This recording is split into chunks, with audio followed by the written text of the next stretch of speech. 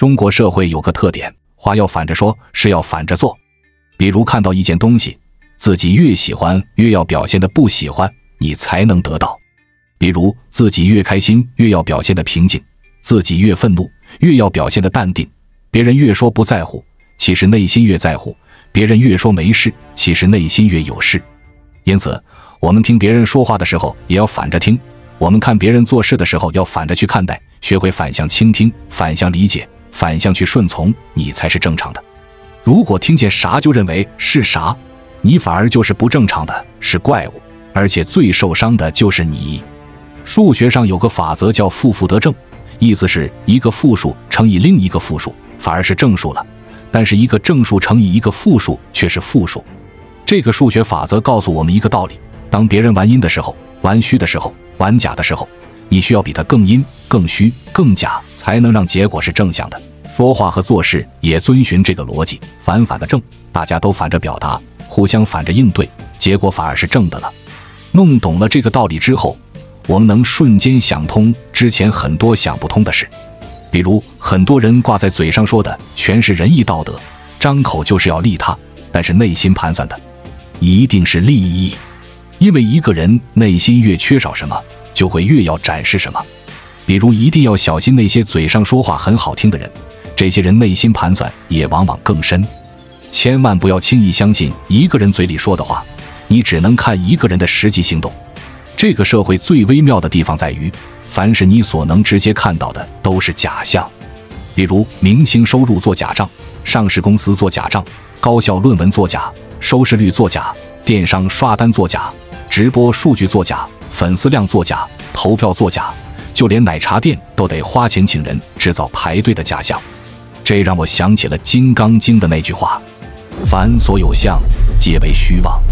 若见诸相非相，则见如来。如来不是一个人，它是一种能够看到真相的能力。孙子兵法里说：虚则实之，实则虚之，兵不厌诈。意思是凡是看上去是虚的都是实的，凡是看上去是实的都是虚的。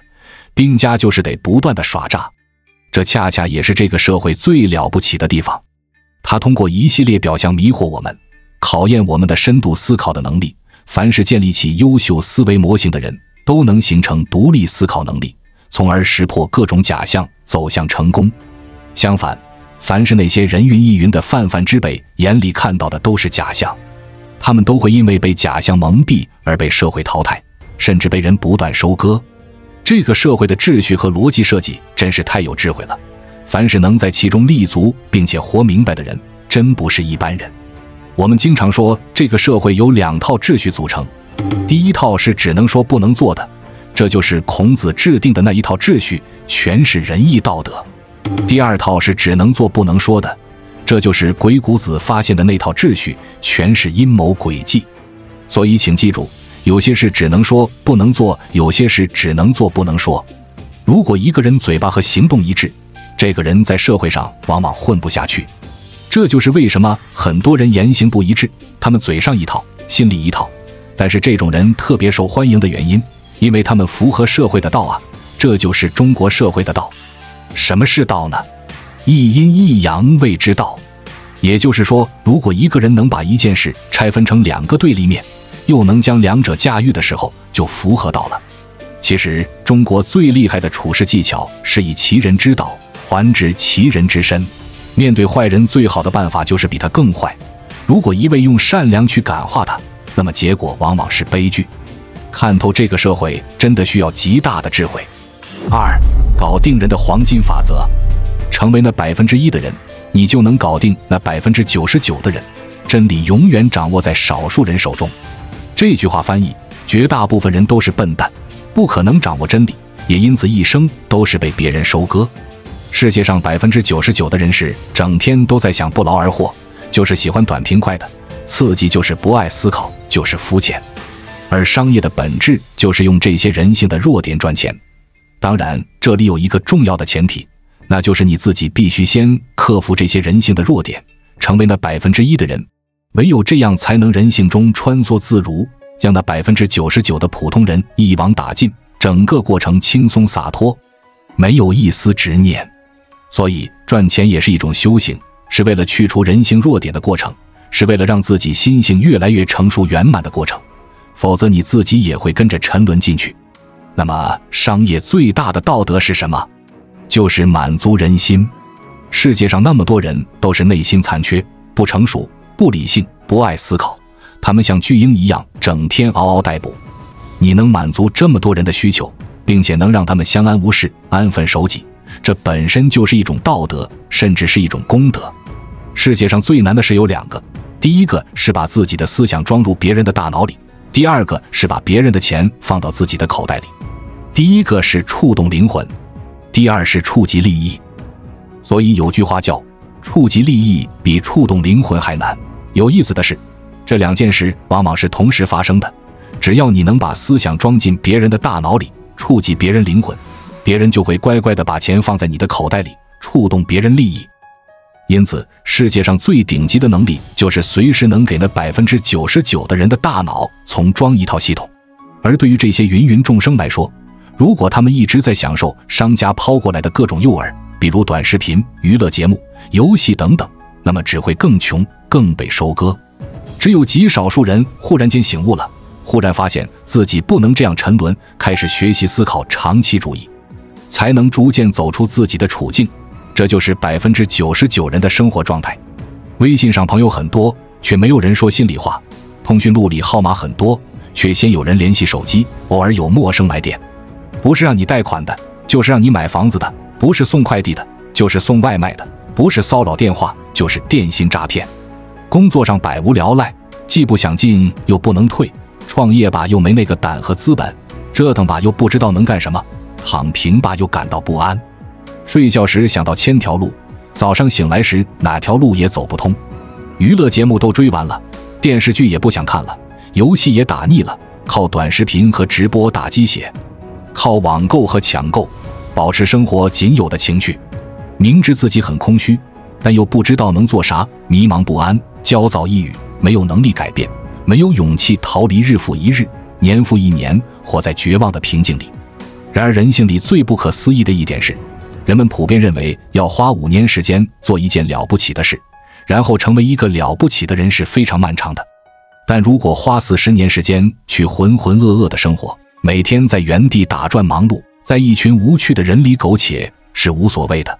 人生所有的痛苦，除了疾病带来的身体痛苦，其他的痛苦都是人的观念、执念导致的。执迷不悟，迟迟不开悟，就是众生艰苦的根源。人不是被事情困住，而是被对事情的看法所困住，也就是被自己的思维和认知所困住。世界上最大的监狱就是人的思维，每个人都活在一座思维监狱，也是认知的牢笼。同理，外界的一切苦难都是为了提醒我们，是时候冲破自己的思维枷锁了。但是真正能觉醒的人毕竟是少数。我们经常说，一个人的觉醒1%靠人提醒，99%靠社会的千刀万剐。很多人宁愿借10万贷款去医美医院整形，也不愿意提升自己的思维和认知。再举个例子，如果把香蕉和金钱放在猴子面前，猴子一定会选择香蕉，因为猴子不知道金钱可以买很多香蕉。我们会嘲笑猴子的无知，但其实我们也经常犯这种低级错误。比如说，把金钱和认知放在人们面前，人们往往会选择金钱，因为太多人不知道认知不仅可以换来很多金钱，还能换来幸福、健康。人和猴子一样，总是被看得见的眼前的小利益吸引，却不愿意去思考他们背后的东西。动物的基本属性，而 99% 的人都保持着这种动物属性，并且乐不思蜀，永远无法成为那 1% 的人。3. 如何才能成为这 1% 的人？知人者智，自知者明，胜人者有力，自胜者强。了解自己，超越自己是这 1% 的人的最典型特征。首先，这是一个非常难理解的常识，人生最难看见的东西是自己。即便我们照镜子，镜子里的我们也未必就是我们，因为有一个物理学定律叫不对称原理。那我们如何才能看见自己？只有当自己撞上一些东西反弹回来，这时我们才能感受到自己，才会看见自己。所以看见自己的最好方式是把别人当成我们的镜子，来映射自己的内心，我们看到的一切贪、嗔、痴、慢、疑，都是我们内心的投射。我们不接纳和不喜欢，就意味着我们内心某个地方有缺失。比如看到别人秀恩爱就反感，往往是因为我们内心缺失；看到别人炫耀就反感，往往是因为我们不够自信；看到别人很痛苦，往往是因为我们感同身受，内心也有泪。但我们看到有东西呈现出来的时候，我们应该第一时间觉察自己，我为什么会产生这种感觉？内心哪里有缺憾？别人最惹你讨厌的地方，通常也是你最受不了自己的地方，只是你自己都不愿意承认而已。因此，凡是让你讨厌、嫉妒、怨恨的人和事，都会重复出现，直到你能接纳为止。这其实也是世界在倒逼我们接纳自己。外在一切反感的现象的出现，都是为了让你自己变得更加优秀，就看你能否在第一时间正确的察觉。我们越是抗拒这种冲突，反感的体验就会持续和加剧。当我们反观自己的内心，去觉察自己的问题时，反而就会跟自己和解了，跟外界的冲突也就消失了。真正的和解是跟自己的和解。当我们通过世界反观了自己，看见了自己，完善了自己，接纳了自己，我们就接纳了全世界。这就是本自具足。人到了这一步，就是这1%的人。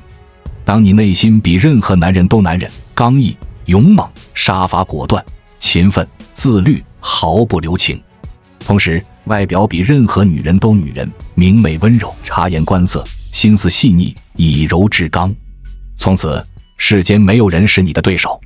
大家切记，未来的人只分成2种，第一种是99%的顺人性的人，也就是芸芸众生。他们每天刷刷短视频，看看直播，玩玩游戏，抢购山寨产品，充当各种吃瓜群众。这种人也只是社会资源的消耗者，他们对社会的唯一的贡献，就是顺应了算法机制，成了大数据的一份子。第二种是1%的反人性的人，他们保持独立思考，高度自律，时刻都在精进。算法拿捏不了他们，他们反而能看透算法，他们掌握了社会的规律、真相、事实，社会的引领者。反者道之动，弱者道之用。凡是能做到反人性的人，一定都是非常厉害的人，就成了那1%的人。那么当成为1%的时候，该如何去搞定别人？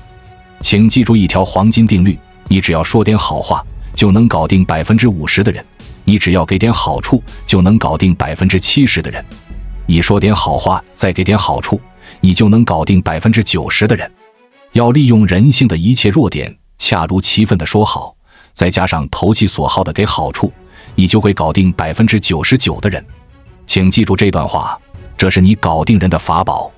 如果你做到了这些，依然搞不定对方，对方就是属于那1%的人。当2个1%的人，就是世界上最美的事。3. 究竟什么叫命运彻底颠覆你的认知？首先有一个非常重要的巧合，科学家们发现现实空间里只有4%的物质是我们可以看到的，剩余96%的是暗物质，恰恰是这些看不见的暗物质支配世界的运转。心理学家发现，我们头脑中只有5%的念头是有意识的，剩余95%的念头都是被潜意识支配的，恰恰是这些感受不到的潜意识支配了我们的行为，这就是冰川理论。心理学家荣格说，如果你感受不到你的潜意识，那么你就会被它操控一辈子。当你意识不到你的潜意识的时候，潜意识就会成为你的命运，你的潜意识操控着你的人生，而你却称其为命运，一语道破天机。所谓命运，就是那96%的暗物质，就是那95%的潜意识。潜意识之所以是潜在深处的，是因为它比我们的后天意识诞生要早。后天意识是后天的环境驯化的产物，而潜意识是先天就存在的。我可以分为3个部分：真我、本我、自我。本我是动物属性，自我是社会属性，真我是高维空间属性，潜意识就是真我。每个人内心深处都有一个深藏的真我，也叫超我，是超脱于世俗而存在的，它是因为爱、智慧、美德而存在。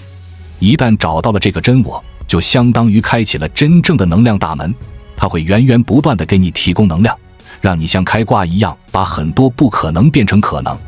真我保存着我们的经验、信念、认知，也决定着我们的观点、行为、选择等等。其实人生最珍贵的东西，比如天赋、使命、特长、悟性等等，都归真我保管，只是它的维度比较高，我们一般很难觉察到它。思考一下身边人到底是什么东西，让一些学生时代看起来特别优秀的人，后来成了特别平凡的人，而又让那些小时候平平无奇的人，后来做出了意想不到的成就。答案很明确，他们找到了真我。我们都知道，一件事能不能成功，主要取决于3个要素：天时、地利、人和。而实际上，还有比这2个更重要的因素，那就是己和神主。这段话的完整版是这样的：天时不如地利，地利不如人和，人和不如己和，己和不如神主。所谓己和，就是自己跟真我和解；所谓神主，就是真我会暗自给你助力。真我就是你的元神，他默默地陪伴在你身边。一旦你找到了他，并利用了他的力量，那么做人做事就如有神助，可以顺风顺水。真我包括2部分，一个是天赋，另一个是使命。所谓天赋，就是总有那么一件事，你生下来就可以做得比别人好，不需要任何原因。你这方面就是天生比别人厉害。所谓使命，就是有那么一件事，你生下来就想做，魂里梦里都想做，哪怕没人给你好处，你还是想做。使命和天赋是我们链接真我的2大通道，也是链接高维世界的2大通道。因为这2样东西都是与生俱来的，是我们从前时代来的，唯有它们才可以链接到真我，链接到高维空间。一旦打开了这2大通道，我们就可以随时获取高维空间的能量，可以轻而易举地获取成功，并且活出真我。人生的真正归宿，就是天赋和使命综合在一起的真我。有句话叫举头3尺有神明，这个神明就是高维的我，也就是真我，他一直在你上方默默地看着你的所作所为。苏格拉底说的最多的一句话就是认识你自己。道德经里说，知人者智，自知者明，都是在告诉我们一定要真正地找到自己的元神。人之初，性本善，人人生而纯真善良。但随着长大被世界熏陶，行为被世俗沾染，童真被物欲遮蔽，开始变得贪嗔痴。为了追求外在的认可，日夜不停地奔波，长此以往，真我被掩盖，那一层灰尘越来越厚，行为也越来越迷失。王阳明叫人之良知，其实就是要去深挖那个最初的自己。禅宗里说，明心见性，见性成佛。每个人都有佛性的，真是被蒙蔽了。我们要不断地通过内观和自省去觉察，它其实就不断地洞察那个高维的自己。哲学家说要寻找自己，我们说要不忘初心，其实都是同一个原理啊。为什么99%的人都无法找到真我呢？每个人生下来的时候都被老天施了障眼法，或者是打了封闭针，把真窝牢牢地捆住了。我们经常说，这个世界本身就是一个迷局，它就像一个被设计好的程序，程序的核心目的就是为了让我们迷失。它会用各种表象、假象、诱饵、欲望来迷惑我们。人生看似有无数的选择机会和可能性，其实都是障眼法。这些东西的设置就是为了让每个人都不能找到自己，也因此绝大多数人都被他们带偏了，活在世俗的价值评判里，活在别人的眼里，活在社会制定的标准里，活在自己的欲望里。于是我们离真我越来越远。这样的人无论怎么奋斗，无论多么成功，最终都不会幸福，因为他们内心的始终有一个真我在呼唤。这些不是我想要的。遗憾的是，绝大多数人都不能从学校、老师、家长那里得到这个提醒。人生最重要的事情，认识自己。我的性格如何？我的天赋是什么？我该如何树立理想？我们都被当成标准零件一样去培养我们的爱好。天赋、个性被一点点地磨平，然后被卷进社会这个大机器里搅碎，最终一起内卷，苟且偷生。而社会上的一切仿佛就是为了碾碎真我而设计的。我们被一股无形的力量推动着往前走，按照社会的标准成长，要不断地忽略自己的特点，最终失去自我。即便有的人觉醒了，千方百计的能从这个压迫感中逃离出来，然而最终能成功逃离的只有1%，99%的人都被顺利碾碎。即使你毕业的时候成绩优异，获得了一份高薪高压的工作，如果那份工作并不是你最想干的事，你早晚也会因为厌倦而离开它。即使你学的是理工，如果你最热爱的是创作，早晚有一天你会用你的闲暇时间去创作，而且会因为做得很好而放弃原来的工作。人生的一切迷茫、焦虑、抑郁，都是因为离真我越来越远。想想我们的人生，是不是冥冥之中似乎总有一张大网将我们笼罩，我们终其一生都无法逃脱，我们称之为宿命命运。这是因为我们对真我的存在毫无察觉，所以我们总觉得被掌控，但又不知道被谁掌控。荣格最关键的一句话，当潜意识被呈现，命运就被改写了。也就是说，当你找到那个真我，跟他对话和解，这时你就不再被他操控，而是跟他和谐共处。其实所谓的宿命就不存在了。觉察难还是改变难？其实觉察比改变难多了。我们有了觉察，就会在潜意识里开始改变。人最怕的是没有觉察，执迷不悟，固执己见，狭隘偏激。终于发现，真正阻碍我的不是能力、时间、方法、步骤，而是我内心始终不敢直面的东西。我总是见到它就躲避，比如自卑、偏见、情绪化、狭隘、无知、自私等等，这些才是寻找真我的最大障碍。如果一个人找到了真我，一定能成为一个优秀、成功又幸福的人。人生的上半场是给自己贴标签，用社会的条条框框把自己固定成型，成为一个合格的社会人，完成社会赋予你的任务和使命。人生的下半场是给自己撕标签的。当我们完成了社会赋予的任务，就开始向内寻找自己，寻找自己的热爱、向往，全力以赴奔向真我。生命就像江河，无论多么曲折与蜿蜒，最终目的地都是要奔赴大海。愿你我在迷雾中找到自己的道路，参透生活之道，成为那1%的人，驾驭自己的命运，掌控人生的智慧。关注我，我是才知道，带你解锁更多金钱的真相。